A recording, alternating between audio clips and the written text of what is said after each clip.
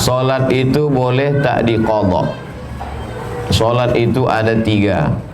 Usolli fardal maghribi salasa raka'atin adaan tunai, cash nanti. Yang kedua, usolli fardal maghribi salasa raka'atin i'adatan, solat yang diulang. Mana contoh solat yang diulang? Habis selesai solat, assalamualaikum warahmatullah, assalamualaikum warahmatullah, gatal siku. Pas digaruk, ditengok, rupanya kulit ikan mas sebesar ujung kelingking. Berarti waktu wudhu tadi tidak kena. Maka kalau tidak kena berarti wudhunya tak sah. Kalau tak sah berarti sholatnya mesti diulang. Namanya sholat i'adah. Pertama sholat ada, yang kedua sholat i'adah, yang ketiga sholat qadha, sholat yang diganti, mengganti sholat. Ibu biasa sholat asar berjamaah, habis asar berjamaah pengajian, habis asar berjamaah ngantar anak, habis asar berjamaah jemput anak, habis asar berjamaah arisan. Lalu kemudian suatu hari tidak berjamaah, merasa sudah sholat, sampai selesai maghrib baru ingat, aku tadi lupa sholat asar. Maka sholat asar itu tadi mesti dilaksanakan. Melaksanakan sholat itu disebut dengan qadha namanya. Kapan waktunya diqadha? Bisa setelah maghrib. Usolli fardal asri arba'a raka'atin qadha'an. Aku sholat asar mengqadha, mengganti. Kalau tidak, bisa juga waktu asar besok. Habis sholat asar, sholat 4 rakaat, mengqadha asar. Tapi jangan dibuat di masjid, nanti dikatakan orang aliran sesat. Berbisik orang habis sholat. Aku tengok tadi ibu di sebelahku itu sholat ba'diyah asar 4 rakaat. Sesat ibu tu sekarang sejak ikut pengajian Ustaz Somad. Jadi sholat ada 3, adaan, i'adatan, qadhaan. Sholat qadha bukan boleh, wajib. Tapi jangan gara-gara qadha ini lalu mudah-mudah saja meninggalkan sholat. Gara-gara pesta nikah anak, qadha. Dipasang makeup jam 11, bersalam-salaman dengan tamu jam 6. Oh, jam 11 mana ada sholat zuhur jam 11? Jam 6 udah mau maghrib. Asar sama zuhur tak sholat. Pas ditanya, kok tak sholat zuhur sama asar? Darurat. Kata Ustaz Somad bisa diqadha. Saya tak tanggung jawab itu. La kafarata laha illa dzalik. Salat yang ditinggalkan dulu tidak bisa ditebus dengan apapun kecuali dengan salat juga. Salat yang tinggal itu wajib diqadha. Puasa bisa dibayar pakai duit. Salat tak bisa bayar pakai duit. Mana ada puasa bisa dibayar pakai duit, Pak Ustaz? Faman kana minkum maridan, siapa yang sakit, au ala safarin, atau musafir, fa'iddatum min ayamin ukhar, ganti di hari yang lain. Wa 'alal ladzina yutiqunahu, siapa yang tak sanggup karena tua renta 70-80 tak sanggup, maka membayar fidyah. Fidyah itu beras. Tak bisa pakai beras, bisa pakai duit. Tak bisa pakai duit, pakai beras. Dua-dua tak bisa, dia menerima.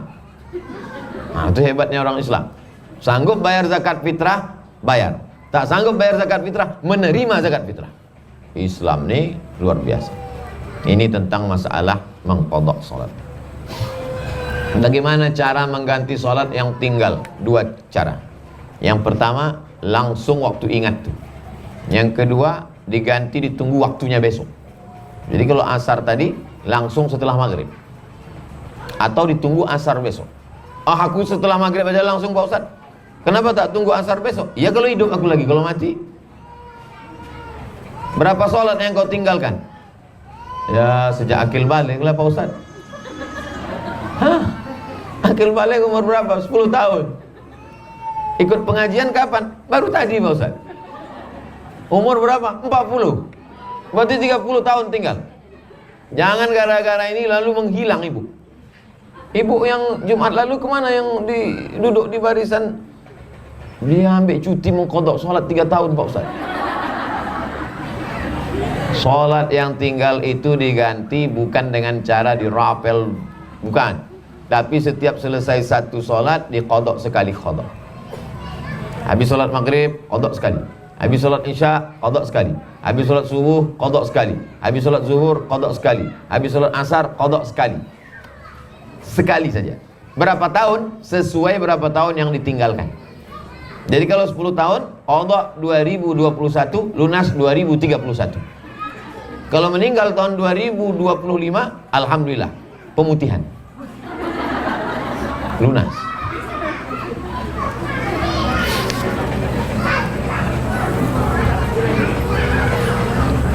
Kalau kita bermazhab Hanafi,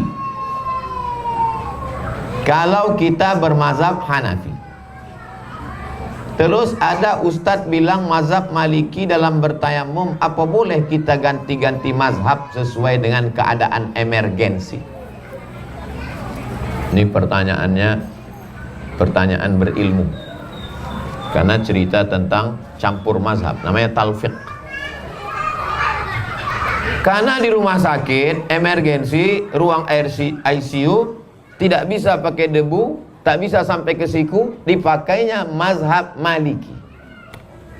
Cukup dengan batu dan hanya sampai ke pergelangan tangan. Boleh, karena dia tidak bercampur dengan sholat. Tayamumnya mazhab Maliki, sholatnya mazhab Syafi'i. Boleh. Lalu yang tak boleh campur mazhab itu bagaimana Pak Ustaz? Dalam satu ibadah dicampurnya, dalam satu ibadah. Tayamum dengan sholat satu ibadah atau dua ibadah? Dua ibadah. Tayamum lain, sholat lain. Apalagi darurat. Yang tak boleh ini dalam satu ibadah dicampurnya 2-3 mazhab. Contoh, cara mengambil wuduknya Syafi'i, cara membatalkannya pindah dia ke Maliki. Tak boleh. Cara wuduk Syafi'i, air ambil sedikit, sapu kepala, ambil sedikit aja. Cara wuduk Syafi'i. Pergi dia undangan ke hotel, sampai di hotel, barakallahu lakuma, kena ujung jari pengantin. Menurut mazhab Syafi'i batal apa tak batal? Batal. Cara wuduk dia tadi kan mazhab Syafi'i, maka membatalkannya juga pakai mazhab Syafi'i, berarti sudah batal. Kita lanjutkan setelah yang satu ini.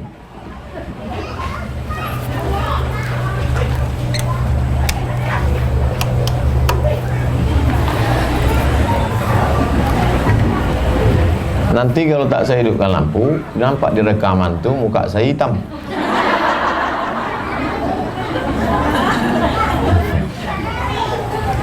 Cara wuduknya tadi pakai mazhab Syafi'i. Maka menurut mazhab Syafi'i, kalau dia bersentuhan dengan perempuan, wuduknya batal.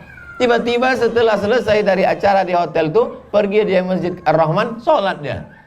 Ditanya kawannya, wuduk kau kan sudah batal tadi. Aku pakai mazhab Maliki, bersentuhan kalau tak bersyahwat tak batal. Ini tak boleh. Kenapa tak boleh? Karena dia mencampur dua mazhab dalam satu ibadah. Cara wuduknya Syafi'i, cara membatalkannya dia pindah ke Maliki. Adapun ibadahnya berbeda, boleh. Pindah mazhab, beda ibadah, boleh. Yang tak boleh itu berpindah ke lain hati.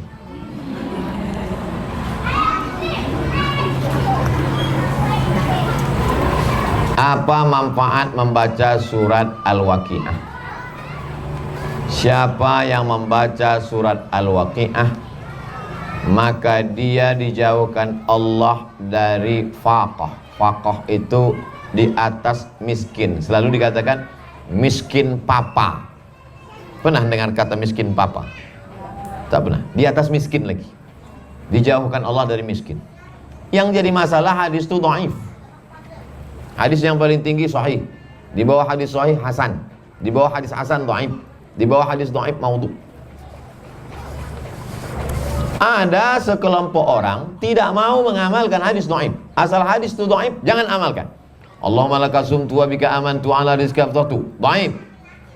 Allahumma barik lana fima razaqtana wa qina azabannar. Dhaif.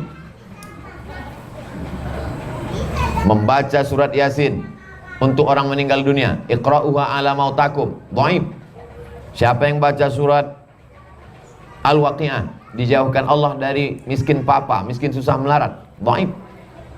Tidak mau dia mengamalkan hadis dhaif. Saya termasuk mengikut ulama yang membolehkan mengamalkan hadis dhaif. Yang Ustaz ikut siapa? Imam Nawawi. Ajma'al ulama ala jawazil amali bil hadis dhaif. Ulama ijma' bahwa boleh mengamalkan hadis dhaif. Boleh mengamalkan hadis dhaif. Jadi kalau diamalkannya surat Al-Waqi'ah ini boleh, tak salah. Kalau kita ingin ada berkeinginan bisa Allah mempermudahkan hajat kita. Yang memudahkan itu bukan Waqi'ahnya, Allah. Lalu kenapa Allah mudahkan dengan surat ini? Karena surat Al-Waqi'ah mengingatkan kita tentang hari kiamat, tentang kematian. Begitu dibacanya lalu kemudian hatinya takut kepada Allah. Tak jadi dia curang, tak jadi dia bohong, menjadi orang jujur, amanah, semangat dia. Jadi kalau ada orang bertanya, apa logikanya dengan membaca surat Al-Waqi'ah dia tidak miskin? Karena dengan setelah membaca surat Al-Waqi'ah dia bangkit semangat. Apa hubungan salat duha dengan rezeki? Karena orang yang salat duha pasti bangunnya sebelum subuh. Pasti dia bersemangat. Jadi kalau dikatakan logika, logis, masuk akal, ajaran Islam ini masuk akal. Tak masuk akal Pak Ustaz, berarti akal kau tutup. Sulitkah bagi Allah? Tidak. Innama amruhu iza arada syai'an ayakul lahu kun fayakun. Tak ada yang sulit bagi Allah. Apa hukumnya kita umat Islam melayat ke rumah non muslim kalau ada tetangga kita tidak Islam meninggal dunia dia, kita ikut berbela sungkawa duka cita, maka kita sekedar ikut duka cita tanpa ikut ritual. Jangan ikut misa, jangan ikut ibadah, jangan ikut kegiatan agamanya. Datang kita ke situ, aku ikut berbela sungkawa atas meninggalnya bapakmu karena dia sama aku baik dulu. Kalau ada utang dibayar apa tidak? Bayar. Dan pula anggap lunas. Alhamdulillah Pak Ustaz, berbeda agama kami lunas. Kata siapa? Nabi SAW meninggal. Meninggal Nabi, baju besinya tergadai. Wadir'uhu marhunatun inda yahudiyin bisalasina sa'an min tamrin. Baju besi Nabi tergadai di tangan orang Yahudi tak Islam karena Nabi meminjam 30 sok. 30 sok kali 3 kilo sama dengan 90 kilo gandum. Itu menunjukkan Nabi ada interaksi sosial dengan non muslim. Dibayar. Silaturahim tak putus.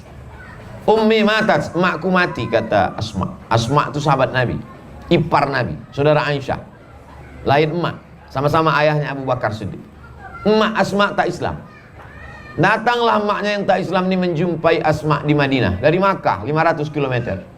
Afa asiluha, boleh aku silaturahim dengan yang tak seagama? Kata Nabi, silakan silaturahim. Afa utiha, boleh aku beri dia hadiah? Silakan. Berkirim makanan boleh. Makanan kita dia makan, makanan dia,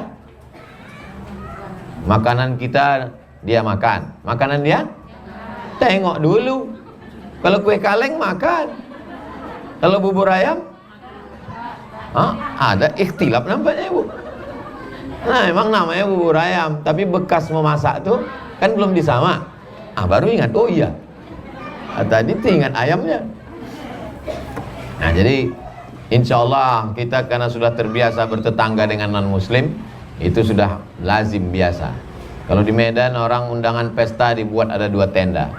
Tenda makanan Islam, tenda makanan tak Islam, karena bertetangga dengan kawan yang tak Islam. Jadi kalau kita datang undangan, ya datang, jangan ikut ritualnya. Datang, makan sini. Jangan udah makan sini, singgah pula sini. Kau kenapa situ? Sikit aja Pak Ustaz. Oh lain. Jangan ikut ritual. Sekedar cukup bela sungkawa, menunjukkan bahwa kita bertetangga baik, berkawan baik. Islam ini tidak mengajarkan membunuh orang hanya karena berbeda agama. La yanhakumullahu 'anil ladzina lam yuqatilukum fid din. Kalau mereka yang tak seagama denganmu itu tidak memerangimu, walam yukhrijukum min diyarikum, tidak mengusirmu dari kampung halamanmu. 2 syaratnya. dia tidak memerangimu, dia tak mengusirmu dari kampung halamanmu, anta barruhum, kau buat baik sama dia. Wa tuqsitu ilaihim, bersikap adil. Kalau dia tidak mengusirmu, dia tidak memerangimu, kau boleh bersikap adil dan berbuat baik kepada dia. Ini ajaran Islam. Ajaran Islam itu asal tak sama agama, pancung kepalanya, larikan kompornya. Islam ini agama yang berlapang dada menerima perbedaan. Wala ana abidum ma'abattum wala antum abiduna ma'abud lakum dinukum waliyadin. Itulah kaji kita petang ini. Ada kertas susulan? Habis. Mudah-mudahan yang kita lakukan petang ini diridhai Allah Subhanahu wa taala, dicatat sebagai amal soleh.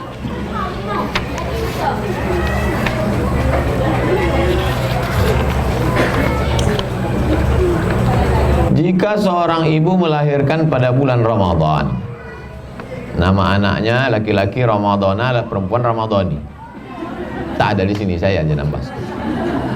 Tentu dia tak bisa puasa. Dia sudah berniat untuk mengqadha, membayar fidyah. Namun beberapa tahun kemudian ternyata dia lupa, belum dia laksanakan. Jika terjadi hal seperti ini, apakah berdosa? Apakah masih diterima Allah jika dilakukan kembali? Ini bulan Ramadan, waktu dia hamil. Ini bulan Ramadan, maka dia mesti mengqadha puasanya itu sebelum lewat Ramadan berikut. Kalau lewat Ramadan berikutnya ke Ramadan yang satu lagi, maka dia kena denda karena lalai. Satu qadha sehari, satu qadha plus satu fidyah. Satu fidyah, satu mud, 7 on setengah. Tapi jangan betul-betul kasih 7 mud setengah, karena satu mud di situ maksudnya satu makanan. Mana ada orang makan nasi aja pakai kecap? Tak mungkin. Kasihlah lauknya, kasih. Satu mud plus lauk pauknya untuk makan sehari. Makan pagi, makan siang, makan malam. 7 on setengah itu kalau udah kuat, udah 3 kali tambah tuh. Jadi bukan berarti kalau sudah tinggal setahun lalu kemudian istighfar selesai. Anak ibu berapa? 10. Tinggal yang lalu cincailah itu Pak Ustaz. Oh, tak bisa begitu. Hitung. Man mata, siapa yang mati, wa alaihi siyamun, punya utang puasa, shoma anhu waliyuhu, maka ahli warisnya melaksanakan puasanya. Mak saya tanya, mak, waktu mengandung aku dulu berapa hari mak tak puasa? 30 hari. Karena kau dalam perut kuasi sakit-sakit aja. Aku pun ikut sakit gara-gara kau. 30 hari tak puasa. Waktu menyusukan berapa hari? 30 hari. Menyusukan 2 tahun, 30 hari. Jadi untuk saya 90 hari dia tak puasa. Saya tanya, sanggup tak mak mengqadha? Waktu itu umurnya 70. Sanggup tak mengqadha? Sanggup. Qadha. Kalau tak sanggup, kubayarkan fidyah. Kata dia sanggup. Dia meninggal hari Senin sesudah makan sahur. Tak tinggal puasa Senin Kamis. Umur 70. Waktu itu qadhanya udah lunas. Sudah hitung-hitung 90 saya, 90 adik saya, kami adik-beradik 2, udah habis sudah lunas sudah. Saking lamanya dia puasa sunat. Terus puasa sunat. Sehat walafiat. Naik angkot ke pasar Ramayana. Asal belanja sehat. Perempuan yang mengandung anak atau menyusukan anak tidak sanggup berpuasa, 3 mazhab. Mazhab yang pertama mengatakan qadha saja, tak bayar fidyah. Mazhab kedua mengatakan bayar fidyah saja, tidak qadha. Saya pakai mazhab yang ketiga, mazhab Syafi'i. Kalau dia tak puasa karena dirinya, qadha saja. Tapi kalau dia tak puasa karena anaknya, maka dia kena 2, qadha dan fidyah. Saya ulang sekali lagi. Kalau dia tak puasa karena dirinya, qadha saja. Tapi kalau dia tak puasa karena dirinya dan anaknya, maka dia kena 2, qadha dan fidyah. Ibu sehat, kata dokter. Sehat saya, Bu dokter? Sehat. Cuman anak ibu ini ku tengok lemas, kritis. Maka dia pun makan karena takut anaknya itu lemas. Maka dia kena 2. Dia qadha dan bayar fidyah. Oke. Si ibu tadi dia tak puasa karena anaknya. Maka dia ikut mazhab Syafi'i, mengqadha dan bayar fidyah. Ternyata sudah lewat Ramadan ini ke Ramadan berikutnya, kena dia 3. Qadha, fidyah karena anak, fidyah karena lalai. Apakah kalau bertambah Ramadan berikutnya bertambah fidyahnya? Tidak. Fidyah hanya bertambah karena sekali saja. Tidak langsung bertambah, habislah beras kita. Ini tentang masalah membayar fidyah. Kalau mau kurban harus sudah akikah dulu? Enggak. Tak ada hubungan akikah sama kurban. Akikah saya itu adalah amal ayah saya. Adapun kurban saya itu amal saya. Saya ulang sekali lagi. Akikah saya itu amal ayah saya untuk saya. Sama nanti kalau anak saya lahir, amal saya untuk anak saya. Tapi kurban itu amal saya. Kurban itu amal saya. Maka tak ada hubungan. Keheran saya sampai hari ini orang, bapak tak kurban, aku belum akikah. Setiap tahun itu aja alasannya. Upaya tak mau keluar duit. Pandai dia. Ibu yang belum akikah boleh mengakikahkan dirinya. Saya bahas dalam buku 37 masalah populer. Dalil hadis Nabi. Aqqa an nafsi ba'da ma bu'itsa nabiyan. Nabi mengakikahkan dirinya sendiri sesudah jadi nabi. Berarti sudah 40. Kalau ada di antara ibu yang tidak akikah dulu kecil, mau akikah sekarang, beli 1 kambing, masak. Hari Jumat bawa ke sini. Insyaallah kita doakan. Tapi tak bisa kami ayun pakai marhaban. Gantung sini patah. Kalau sholat mengikuti imam baca ayat pendek, apakah kita mengikutinya juga? Imam membaca Al-Fatihah, kita diam. Rakaat pertama baca iftitah. Setelah amin, baru kita baca Fatihah sebagai makmum.